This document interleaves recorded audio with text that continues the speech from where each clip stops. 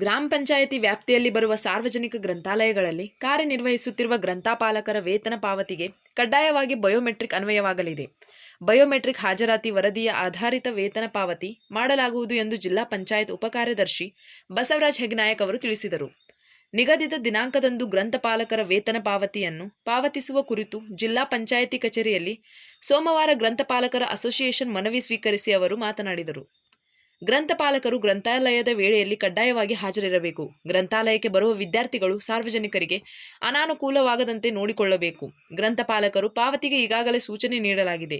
ಸರ್ಕಾರದ ನಿರ್ದೇಶನದಂತೆ ಎಲ್ಲ ಗ್ರಾಮ ಪಂಚಾಯಿತಿ ಸಿಬ್ಬಂದಿಗಳಿಗೆ ಹಾಗೂ ಗ್ರಂಥಪಾಲಕರಿಗೆ ಬಯೋಮೆಟ್ರಿಕ್ ಕಡ್ಡಾಯವಾಗಿರುತ್ತದೆ ಎಂದು ತಿಳಿಸಿದರು. ಕಲೆಕ್ಟ್ ಮಾಡ್ತಾ ಇದ್ದೀವಿ ನಾವೆಲ್ಲ ವಿಸಿಗಳು ಮಾಡಿ ಮಾಹಿತಿ ಇರ್ಬೇಕು ನಿಮಗೆಲ್ಲ ಸರ್ ಇದ್ರು ಎಲ್ಲ ಗ್ರಾಮ ಪಂಚಾಯತಿ ಪಿಡಿಒಗಳಿಗೆ ಮಾಹಿತಿ ಕಲೆಕ್ಟ್ ಮಾಡಿಬಿಟ್ಟು ಅವ್ರಿಗೆ ಡೈರೆಕ್ಷನ್ ಕೊಟ್ಟಿವಿ.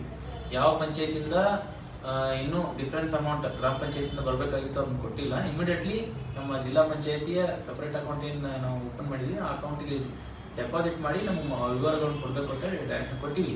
ಸಿ ಎಸ್ ಆರ್ ಕೂಡ ಡೈರೆಕ್ಷನ್ ಕೊಟ್ಟರೆ ಎಲ್ಲ ಇಒಸ್ಗಳಿಗೆ.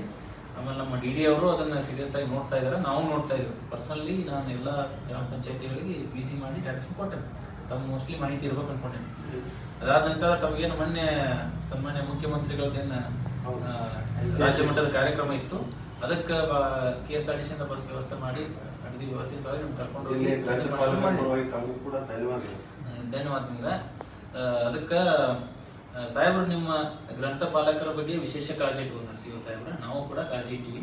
ಸೊ ಗ್ರಾಮ ಪಂಚಾಯತಿ ಎಲ್ಲ ಸಿಬ್ಬಂದಿಗಳು ನಾವು ಡೈರೆಕ್ಷನ್ ಕೊಟ್ಟಿವಿ, ಸ್ವಲ್ಪ ಟ್ಯಾಕ್ಸ್ ಕಲೆಕ್ಷನ್ ಜಾಸ್ತಿ ಮಾಡ್ರಿ. ಆಮೇಲೆ ಗ್ರಂಥಪಾಲಕರದ್ದು ಏನು ಅಸೆಸ್ ಐತಿ ಅದು ನಮ್ಮ ಜಿಲ್ಲಾ ಪಂಚಾಯತ್ ಅಕೌಂಟ್ ಹಾಕ್ರಿ ಅಂತ ಹೇಳಿದೀವಿ. ತಾವೇನು ಮನವಿ ಕೊಟ್ಟಿದ್ದೀವಿ ನೋಡ್ತೀವಿ, ಸಾಹೇಬ್ರ ಹತ್ರ ನಾನು ಡಿಸ್ಕಸ್ ಮಾಡ್ತೀನಿ. ತಾವು ಕೂಡ ಚರ್ಚೆ ಮಾಡ್ರಿ. ಆದಷ್ಟು ಬೇಗ ಅಂದ್ರೆ ಶಾರ್ಟ್ಲಿ ಇದನ್ನ ಟ್ಯಾಕ್ಸ್ ಕಲೆಕ್ಷನ್ ಮಾಡಿಸಿ ನೀವು ಅಮೌಂಟ್ ಏನು ಕೊಡಬೇಕು ಅದು ಕೊಡ್ತೀವಿ. ಅದು ಹೊರತುಪಡಿಸಿ ಹೇಳ್ರಿ ಮತ್ತೇನು ಇಲ್ಲ ಸರ್, ಏನಾಗಿದೆ ಈಗ ಇನ್ನೊಂದು ನಮ್ಮದೈತಿ. ಈಗ ನಿಮ್ಗೆ ನಾವು ಪೇಮೆಂಟ್ ಅಂತ